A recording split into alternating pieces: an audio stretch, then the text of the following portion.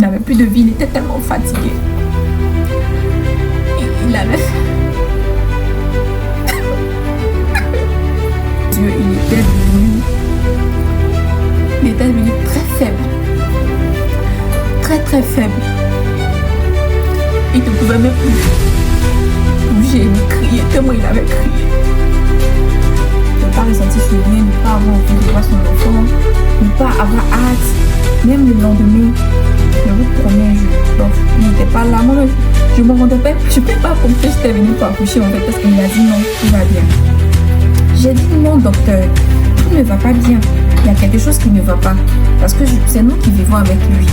Donc je sais qu'il y a quelque chose qui ne va pas. Mais moi, au fond de moi, je savais que tout n'allait pas bien. Il y avait quelque chose qui n'allait pas sur mon enfant, je savais.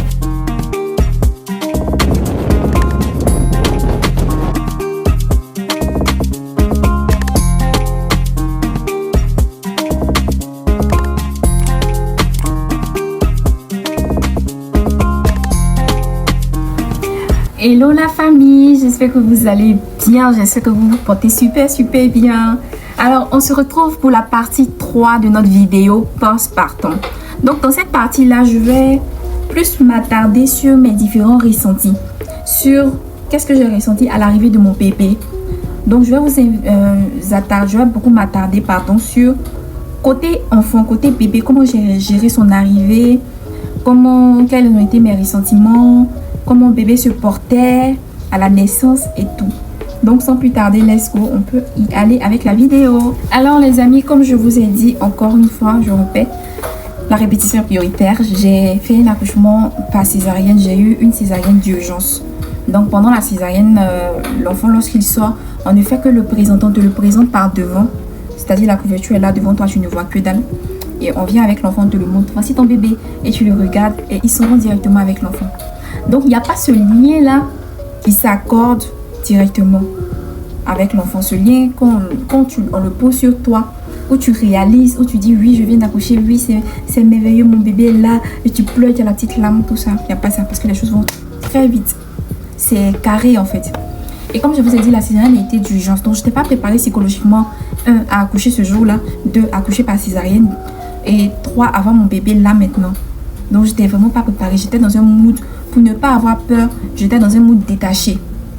J'étais concentrée en fait sur mon travail. J'étais concentrée sur ma prière. J'étais concentrée sur ce que je devais faire pour me porter bien.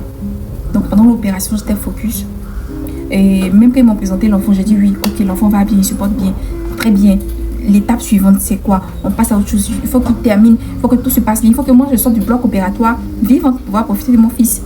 Donc il y a ça aussi. Donc j'étais vraiment très carré sur ma tête. Donc j'ai pas vraiment profité de l'enfant directement. J'ai pas eu ce lien là directement. Donc après ça, quand je suis rentrée dans la chambre, j'étais encore en mode qu'est-ce qui m'est arrivé, genre j'étais chamboulée en vrai. J'avais pas ce manque là, j'ai pas ressenti ce manque là. Ce fait là m'a beaucoup fatiguée psychologiquement, parce que je me disais mais quel genre de personne est-ce que je suis, pourquoi j'ai pas ce manque de mon bébé, pourquoi j'ai pas ce lien, pourquoi le bébé qui était dans mon ventre, avec qui j'étais beaucoup attachée, à qui je parlais tout le temps, pourquoi là maintenant j'ai pas ce lien là. Après j'ai compris que c'était dû à la césarienne, parce qu'il y a beaucoup de mamans qui ont eu ce truc là aussi, ce problème là aussi, après l'accouchement. Ne pas ressentir ce lien, ne pas avoir envie de voir son enfant, ne pas avoir hâte, même le lendemain. Je vous promets, il n'était pas là. Moi, je me rendais pas, je ne peux pas comprendre que j'étais venue pour accoucher en fait, parce que on dirait que mon cerveau était en retard sur mon corps en fait. Il essayait d'assimiler, mais il n'y arrivait pas. Je ne réalisais pas que je venais d'accoucher. Dans ma tête, je ne réalisais pas en fait. Je ne sais pas pourquoi, mais je ne réalisais pas. Tout s'est passé tellement vite. Ça me chamboulait, ça me rendait... J'étais en colère. Parce que c'est comme si on m'a arraché. Une partie de moi, on m'a arraché. Je voulais accoucher vraiment par voie basse. Je voulais vraiment connaître cet accouchement. J'ai prié pour ça. Je voulais vraiment pas la césarienne. Et malheureusement, je l'ai eu. C'est pas grave. L'essentiel, je vais bien aujourd'hui. Mais là, en ce moment-là, je ressentais de la colère. Je ressentais de la tristesse. Je dis, mais... Genre, c'est comme s'ils ne m'ont pas laissé le choix. Bref, c'est bizarre, mais j'avais plein de sentiments qui me venaient. Donc, ça faisait que mon bébé même bof. Et quand ils l'ont emmené à moi, quand je l'ai vu, je l'ai regardé comme ça. Je vous promets, j'ai essayé de ressentir quelque chose, mais j'ai rien ressenti. Et ce que je suis en train de vous dire là, c'est quelque chose aujourd'hui. Bon, là maintenant ça va. Mais je me suis en voulu d'avoir ressenti cette chose-là en fait. Je me suis tellement voulu. Parce que après l'amour que j'ai développé pour mon enfant, là, après l'amour que j'ai pour lui là, c'est un amour que tu n'as jamais connu. C'est un amour qui est tellement délicat, c'est un amour qui est doux, c'est un amour qui est protecteur, c'est un amour qui est... Je ne sais pas comment qualifier ça, mais c'est un amour qu'on ne connaît pas. C'est différent de l'amour que j'ai pour ma mère, c'est différent de l'amour que j'ai pour mes frères, c'est différent de l'amour que j'ai pour mon mari, c'est différent de l'amour que j'ai pour mes amis, mon entourage. Franchement, c'est un amour qui est différent, c'est un amour qui est... Et j'ai connu ça, cet amour-là, seulement une semaine après mon accouchement, que j'ai recommencé à ressentir ça vraiment pour mon bébé. J'étais attachée à lui, je sais que c'est un être à part entière, mais je ne réalisais pas qu'il était là. C'est ça, ça m'a chamboulé. Et jusqu'à 3 mois après, actuellement ça fait 3 mois exactement que j'ai accouché. Jusqu'à 3 mois après, j'arrivais, c'est-à-dire que je me rends compte maintenant que j'ai zaillé en fait. Mais après, c'est pas de ma faute. C'est la méthode d'accouchement qui a fait. Mon cerveau n'était pas préparé. Donc, je n'étais pas préparée à ressentir les émotions. Donc, j'ai presque rien ressenti. Et j'étais beaucoup aussi focus sur ma douleur parce que j'avais mal. Je n'allais pas bien. Il y a autre chose aussi. Ussé qui est parti s'est réveillé. Donc, tout ça, ça a été vraiment très difficile pour moi. Et le pire dans tout ça, c'est quoi? C'est que lorsque nous sommes arrivés à la maison, ça, il faut que j'en parle vraiment parce que c'est vraiment très important. C'était le pire moment de ma vie. Moi, pour moi, le pire moment de ma vie, c'était, en tout cas jusque-là, la maladie de mon père. Mais cette souffrance, cette douleur que j'ai ressentie, lorsque nous sommes revenus à la maison et que mon bébé, ce petit tête, est tombé malade directement, cette douleur-là, c'est la pire de tous en fait. Je ne veux pas tenter le diable ou tenter Dieu pour dire que oui, je ne crois pas qu'il y aura pire après ça. Je ne sais pas. Mais en tout cas, ça là, c'était dosé. Donc, quand nous sommes arrivés à la maison, l'enfant avait 3 jours. Donc, on avait déjà nettoyé la maison. Je précise que nous sommes à l'étage, nous sommes au dernier étage sur le penthouse. Et il y a beaucoup de vent qui circule. Énormément de vent. Du coup, qui dit vent dit poussière parce que nous sommes en Afrique. Donc, il y a beaucoup de poussière dans la maison. Raison pour laquelle mon mari a vraiment nettoyé de fond en comble avant l'arrivée de l'enfant. Et quand l'enfant était là, on ne peut pas empêcher la poussière. Même si on nettoie tout le temps, il y a forcément de la poussière dans la maison. On fermait toutes les portes, on fermait tout pour ne pas qu'il y ait du vent. Mais ça n'a pas empêché le fait que l'enfant, le nourrisson, ait contacté une grippe. Une grippe. Je ne sais pas, à quelques jours de sa naissance. Il était grippé. Donc au début, on a pris ça un peu. On a dit que bon, il est enrhumé.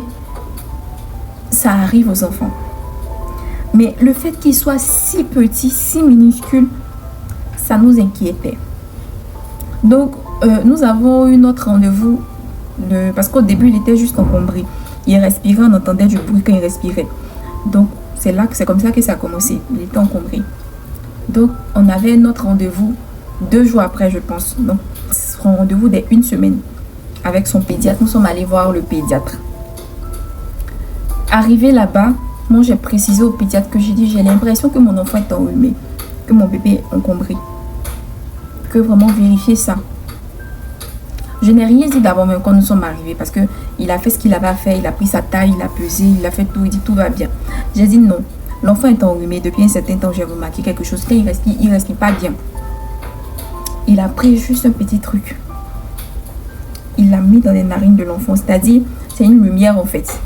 C'est un truc au bout, il y a la lumière. Il l'a mis dans les narines de l'enfant, il l'a soulevé. Et il a regardé dans les narines. Et il a dit non, tout va bien. J'ai dit non, docteur, tout ne va pas bien. Il y a quelque chose qui ne va pas. Parce que c'est nous qui vivons avec lui. Donc je sais qu'il y a quelque chose qui ne va pas. Essayez de vérifier et puis, je sais pas, faire quelque chose pour qu'il aille bien. Parce qu'il y a longtemps qu'on attend avant de venir ici. On ne voulait pas partir ailleurs en fait. C'est vous son pédiatre, donc c'est ici j'ai accouché. C'est vous le pédiatre, donc c'est pour ça que j'ai attendu de venir ici. Mais il était tellement pressé de nous libérer. Parce qu'apparemment, il y avait beaucoup d'autres patients plus importants, je ne sais pas. Il n'a vraiment pas pris au sérieux ce que j'ai dit. Et il m'a vraiment pris à la légère. Ça, à ce moment, je peux jamais oublier. Et jusqu'à présent, je lui en veux pour ça. Parce que à cause de lui, mon enfant a failli perdre la vie. À cause de lui. Et ça, jusqu'à présent, je ne pourrais jamais lui pardonner à ce médecin. S'il avait pris la peine de m'écouter et de bien faire son travail, tout ce qu'on a vécu après là, ça n'aurait pas... Ça ne serait pas arrivé en fait.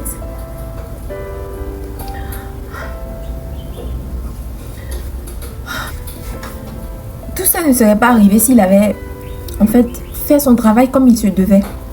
S'il avait pris la peine de bien faire son travail. Mais il a dit qu'il n'y avait rien. J'ai insisté. Il s'est même moqué de moi. Il m'a pris à la légère. À un moment donné, il s'est énervé même pour dire que je ne vais pas lui apprendre à faire son travail. Il me dit, il n'y a rien, il n'y a rien. Que vous, les nouvelles mamans, là même, c'est comme ça, vous êtes. Qu'il n'y a rien, tout va bien, ton bébé va bien. Partez à la maison. Donc, j'ai rien dit. On a pris notre enfant, nous sommes rentrés. Je vous promets que ce soir-là, on n'a pas dormi de la nuit, de toute la nuit, on n'a pas dormi. Parce que l'enfant était encombré à un point où il n'arrivait plus maintenant à respirer. Et nous, on est là, on ne savait pas quoi faire. Ma mère était là, certes. La mère de mon mari était là aussi. Mais elle ne savait pas quoi faire parce qu'elle n'a jamais vu de nourrisson, de bébé d'une semaine qui est encombré.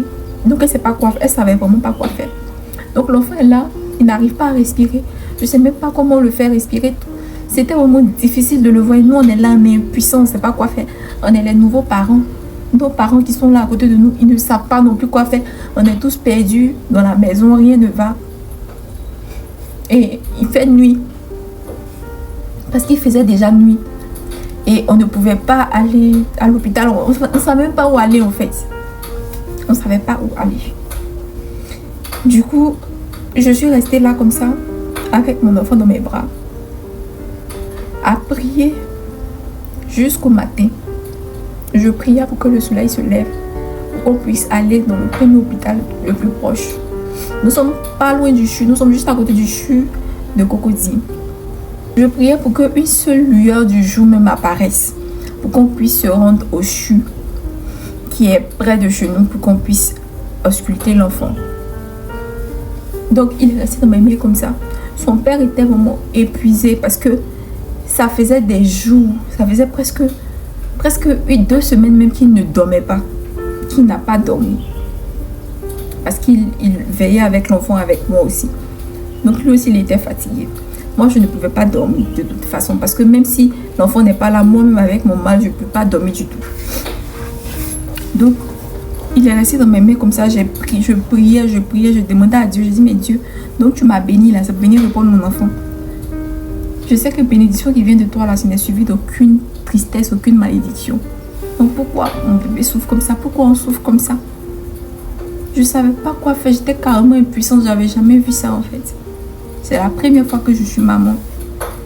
C'est vrai que je me suis occupée des enfants de ma grande soeur à la naissance. J'ai vu plein de bébés à la naissance, mes cousins et tout.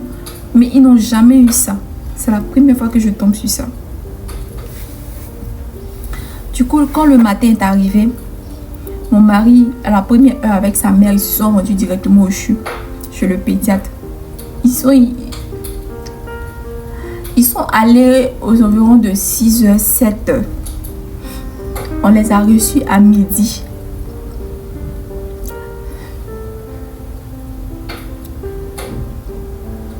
Donc, c'est-à-dire que mon bébé n'a pas dormi de toute la nuit.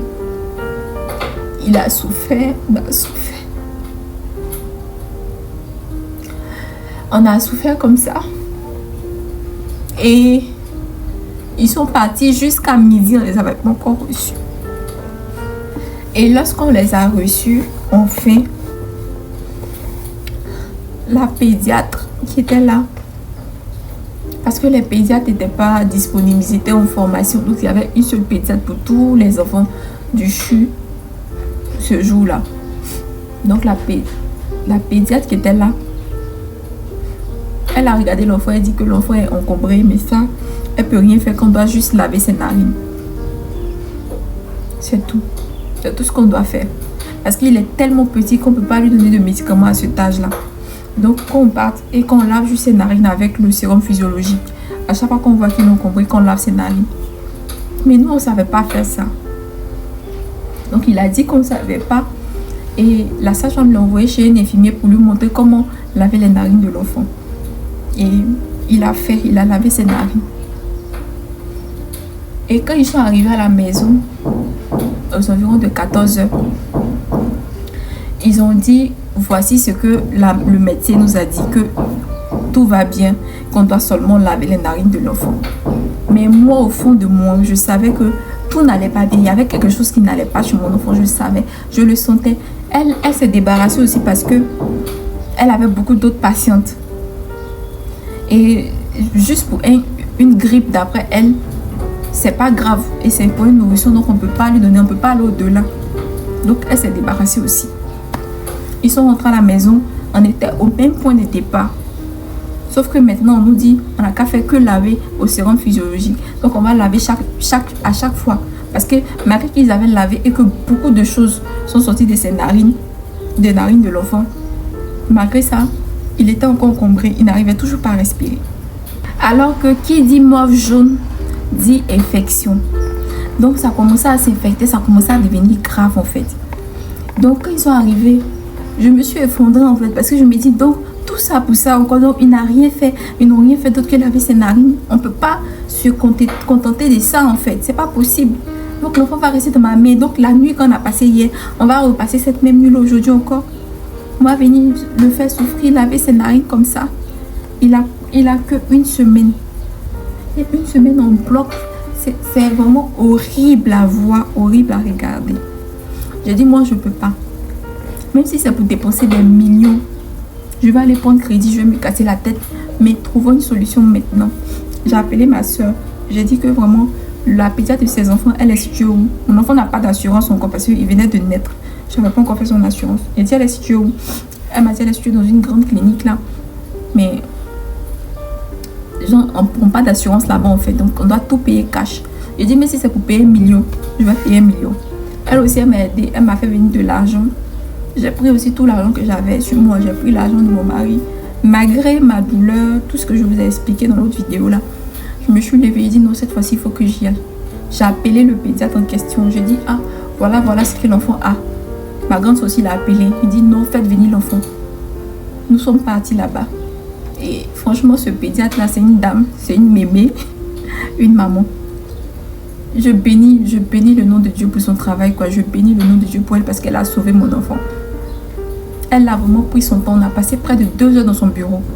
Elle a vraiment pris son temps pour prendre soin de l'enfant. Elle a dit que où ça arrivé là, au stade où ça arrivé là, si on ne traite pas, si on ne donne pas de médicaments, il risque d'être asthmatique et d'avoir plein de trucs après. Elle a dit en temps normal actuellement, on ne doit pas donner de médicaments certes parce qu'ils sont encore trop petits.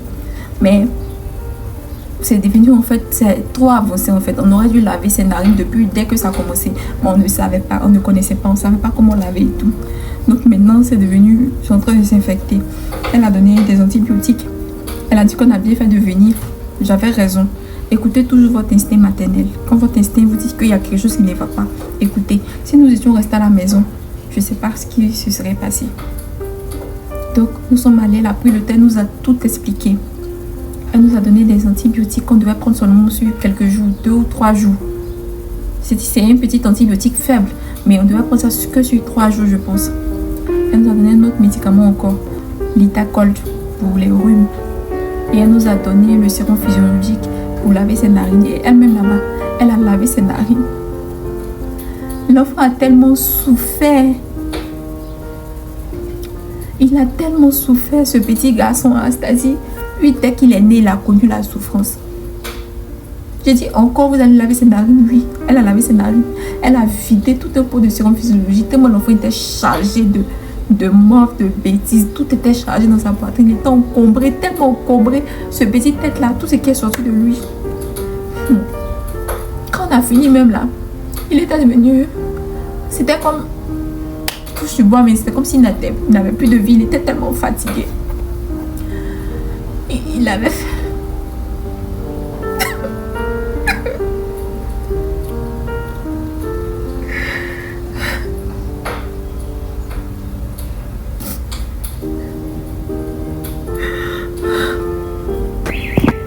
il avait fermé les yeux. Il était devenu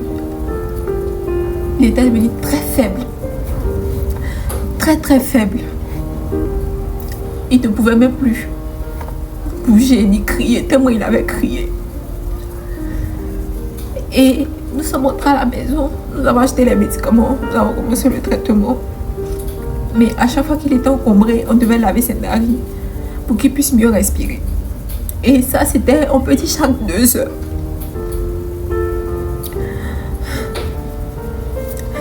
Et à chaque fois qu'on faisait ça, je pleurais parce que l'enfant souffrait tellement, il se débattait tellement, je n'arrivais pas à supporter. Moi-même, je ne pouvais pas le faire, c'est son papa qui le faisait, mais il avait besoin de mon aide.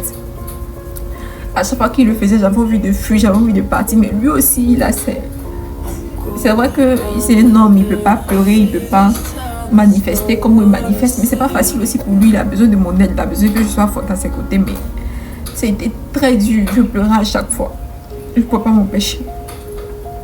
Mais au fil du jour, avec le traitement, au fur et à mesure, le lavage diminuait au fur et à mesure. Et à un moment donné, on ne lavait mais presque plus. On a arrêté les médicaments et on lavait ça peut-être une seule fois par jour seulement. Et il s'est rétabli. À la grâce de Dieu, il s'est rétabli.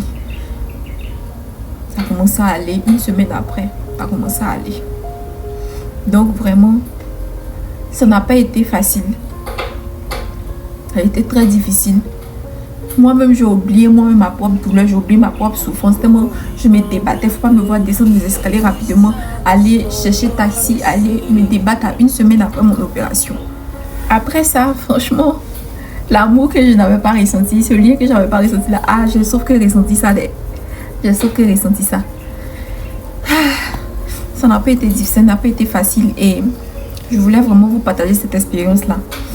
Ne faites pas confiance aux médecins, à tous les pédiatres, ne faites pas confiance, prenez toujours 2-3 avis.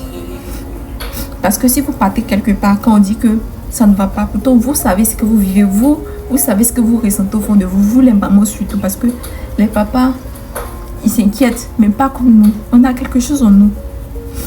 On a quelque chose que Dieu a mis en nous, qui nous éveille. Suivez toujours votre instinct maternel, toujours. Donc c'est ce petit témoignage que je voulais partager avec vous. J'espère que cette vidéo vous a plu. N'hésitez pas à donner vos avis en commentaire. Et puis, partagez-moi vos différentes expériences aussi. Si vous avez rencontré ce genre d'expérience avec les médecins, pour votre enfant, pour votre maman, pour votre soeur, pour votre frère, etc. Venez me donner vos avis en commentaire.